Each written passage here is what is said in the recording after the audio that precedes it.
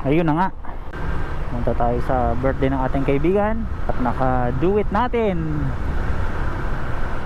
ang isa sa tawag ng tanghalan finalist. Grabe, ang galing niya. Tawag ng tanghalan finalist. Ikaw na, madam, sa kang alamat.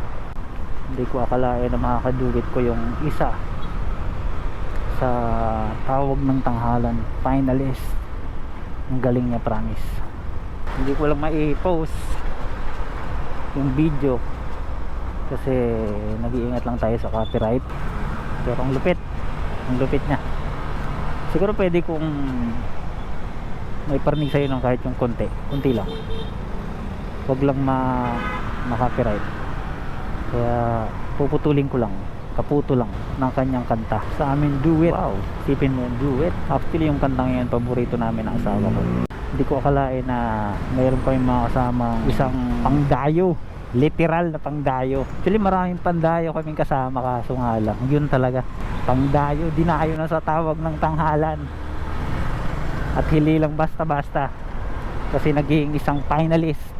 Ibig sabihin magaling. Hindi makakarating yon sa final round kung hindi magaling. Saan alamat, madam?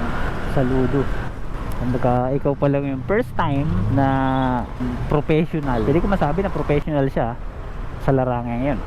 Karangalan talaga, karangalan na makaduwit kita. Hindi naman ako magaling kumanta, kumakanta lang, pasigaw. Kaya makaduwit ako ng isang pambato. Ang galing. Pasensya na, medyo na-excite lang ako kasi hindi ko akalain yan, hindi sumagi sa isipan ko. Tsambahan ko lang, pero siyempre sayang naman ang pagkakataon, kaya sinulit ko na. Subscribe niyo siya sa kanyang YouTube channel.